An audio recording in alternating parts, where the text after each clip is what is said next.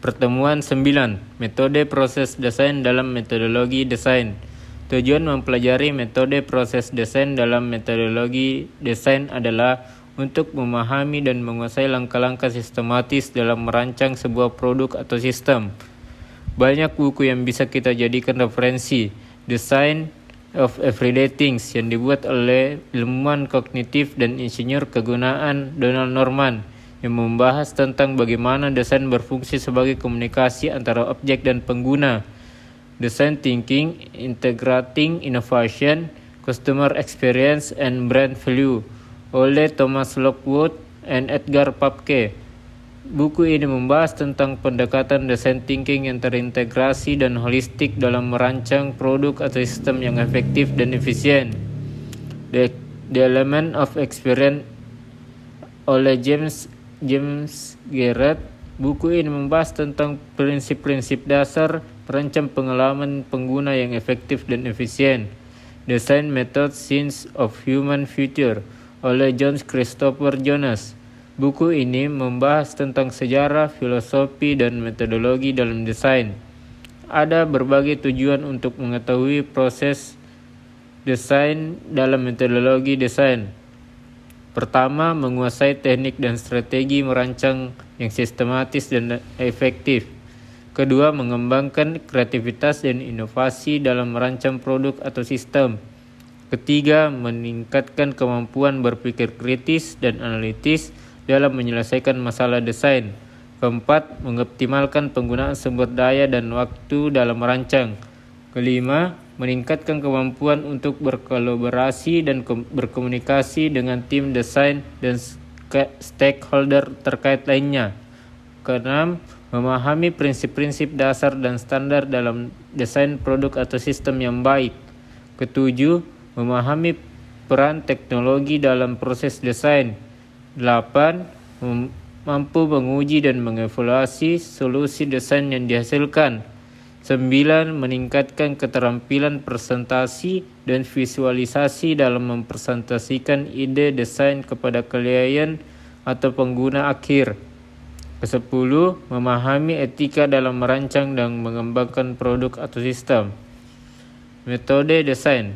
Metode desain adalah ilmu yang digunakan desainer untuk mempelajari dan juga mengerjakan desain, yaitu exploring. Metode pada para desainer mencari inspirasi dengan critical thinking guna menghasilkan rancangan yang belum pernah ada. 2. Redefining. Metode mengolah kembali desain yang sudah jadi agar menjadi lebih baik. Managing. Metode dengan cara menciptakan desain secara berkelanjutan dan terus-menerus. Prototype. Metode modifikasi. Di sini desainer menggunakan desain warisan untuk dimodifikasi dan diolah kembali. Trendspotting. Metode desain berdasarkan tren yang sedang berkembang. Pertemuan 10. Metode analisis dalam metodologi desain. Metode analisis metodologi desain yaitu membahas tentang pendekatan dan teknik yang digunakan dalam analisis dalam konteks metodologi desain. Ada teknik-teknik seperti analisis SWOT. 1. Bagaimana kekuatan mampu mengambil keuntungan dari sebuah peluang yang ada. 2. Bagaimana cara mengatasi kelemahan yang mencegah keuntungan. 3. Kekuatan. Bagaimana kekuatan mampu menghadapi ancaman yang ada. 4. Cara mengatasi kelemahan yang mampu membuat ancaman menjadi nyata atau menciptakan sebuah ancaman baru. Dengan saling berhubungnya 4 faktor tersebut, maka membuat analisis ini memberikan kemudahan. Manfaat analisis SWOT. Manfaat analisis SWOT adalah bagaimana strategi penentu masa depan dalam keberlangsungan bisnis. Selain itu juga dimanfaatkan oleh para stakeholder untuk mengetahui kondisi faktor internal dan eksternal. Adanya penilaian SWOT membantu untuk menetapkan prioritas dalam adanya penilaian SWOT membantu untuk menetapkan prioritas mana saja yang harus didahulukan. Tanpa adanya informasi dalam analisis SWOT, Anda tidak mengetahui potensi, minat, dan peluang.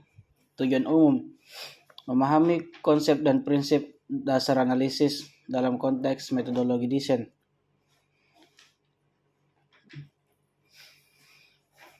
Tujuan umum: 1. Memahami konsep dan prinsip dasar analisis dalam metodologi desain. 2. Mengenal dan mampu menerapkan berbagai metode analisis. 3. Mengintegrasikan hasil analisis ke dalam proses perancangan. 4. Mengembangkan kemampuan analisis kritis dan pemecahan masalah. 5. Menerapkan metode analisis dalam konteks nyata. Tujuan khusus: 1. Memahami dan menguasai berbagai metode analisis. 2. Menguasai keterampilan pengumpulan dalam pengolahan data. 3. Mengembangkan kemampuan analisis kritis. 4. Memperoleh pemahaman tentang pengaruh konteks dan dalam analisis. 5. Mengintegrasikan hasil analisis ke dalam proses perancangan. 6. Membangun keterampilan komunikasi dan presentasi.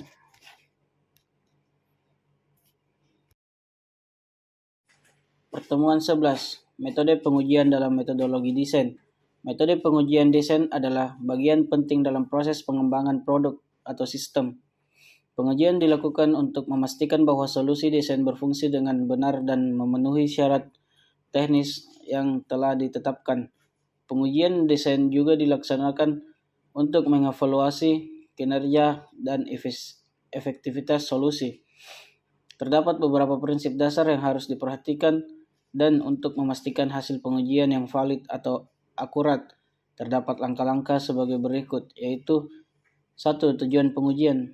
Definisi tujuan pengujian yaitu harus jelas bahwa terdefinisi dengan baik atau sebelum pengujian dilakukan.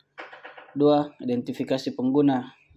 Identifikasi pengguna yaitu desain harus mengidentifikasi dengan jelas sebelum pengujian dilakukan. 3.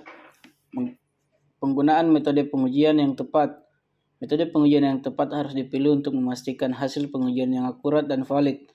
Metode pengujian yang dilakukan harus sesuai dengan tujuan pengujian dan penggunaan. Diidentifikasikan beberapa metode pengujian yang dapat digunakan. 4. Pemilihan partisipan yang tepat. Pemilihan partisipan yang tepat yaitu harus dipilih dengan hati-hati dan membersihkan hasil pengujian yang akurat dan relevan. Partisipan yang dipilih harus mewakili pengguna yang sebenarnya dan memiliki kemampuan untuk memberikan masukan yang berguna. 5. Pengukuran hasil yang tepat. Pengukuran hasil yang tepat yaitu hasil pengujian yang harus dilakukan dengan metode yang tepat untuk memastikan akurasi dan validasi hasil.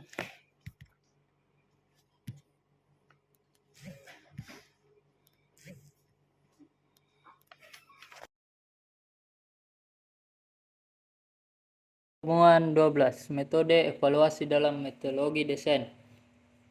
Evaluasi program bertujuan untuk melihat apakah program dirancang, dilaksanakan, dan bermanfaat bagi pihak yang terlibat dalam program. Hasil evaluasi tersebut akan digunakan bagi pihak yang berkepentingan untuk mengambil keputusan. Setiap evaluator mempunyai tugas pengumpulan informasi seputar program. Pada prinsipnya, prosedur pengumpulan informasi pada evaluasi program memiliki banyak kesamaan dengan prosedur yang dijalani oleh penelitian. Jadi banyak yang meminjam prinsip-prinsip yang digunakan pada penelitian.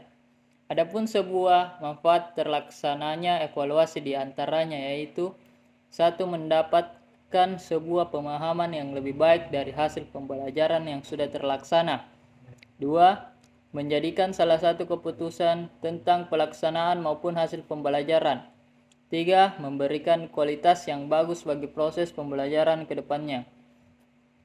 Desain evaluasi merupakan bentuk rencana untuk melakukan evaluasi yang meliputi komponen, fokus evaluasi, cara menjaring informasi, mengelola informasi yang didapatkan, membuat laporan, dan melakukan review atau peninjauan kembali terhadap semua langkah evaluasi yang telah dilakukan. Tipe-tipe metode evaluasi. 1. Field study. Melakukan observasi penggunaan sistem secara langsung di lapangan untuk memperoleh gambaran bagi pengembangan desain interaksi yang baru bertujuan untuk mengevaluasi ide awal mengenai desain interaksi output. User feedback terkait kesulitan penggunaan saat ini dan usulan desain. 2. Living labs. Our Home adalah konsep rumah pintar yang mengimplementasikan ubiquitous computing sehingga memungkinkan pengolahan data aktivitas penghuni rumah.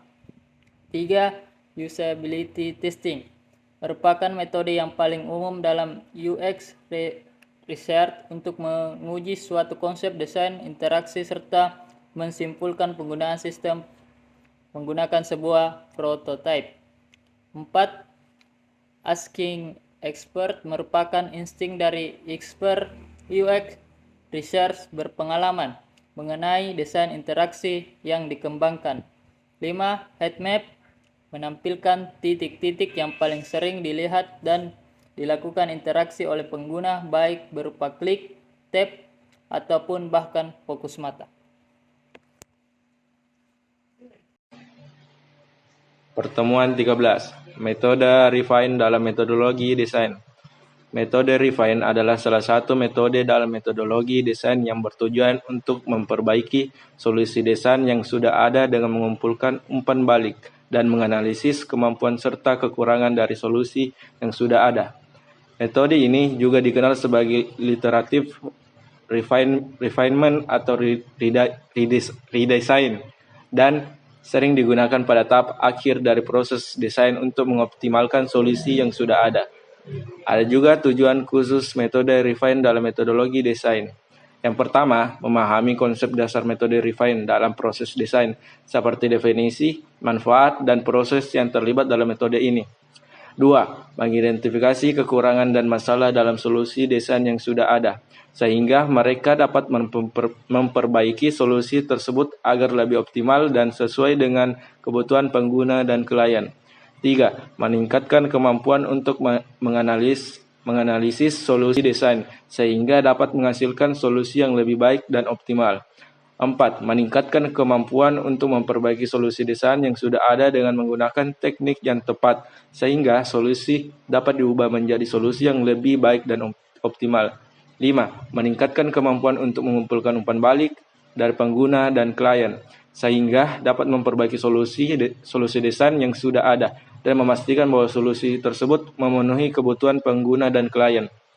Keenam, meningkatkan kemampuan untuk melakukan iterasi dan perbaikan secara berkelanjutan dengan memanfaatkan metode refine, sehingga dapat memastikan solusi desain yang dihasilkan optimal dan sesuai dengan kebutuhan pengguna dan klien. Udah bahaya tah.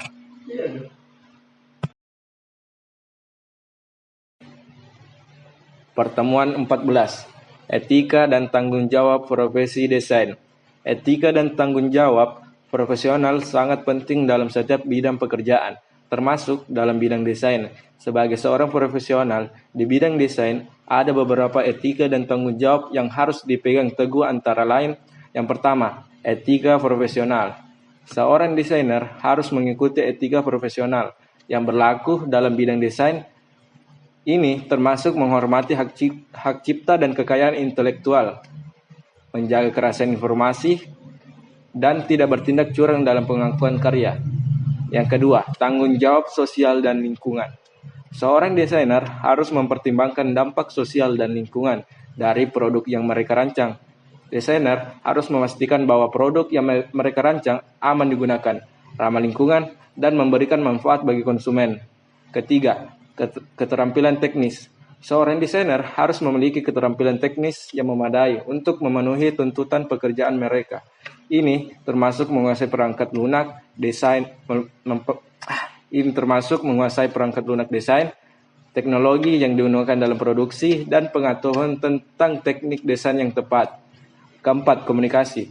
Seorang desainer harus dapat berkomunikasi secara efektif dengan klien dan tim produksi. Ini termasuk kemampuan untuk mendengarkan kebutuhan klien, memberikan umpan balik yang jelas dan konstruktif, dan bekerja sama dengan tim produksi untuk memastikan bahwa produk yang dihasilkan sesuai dengan yang direncanakan.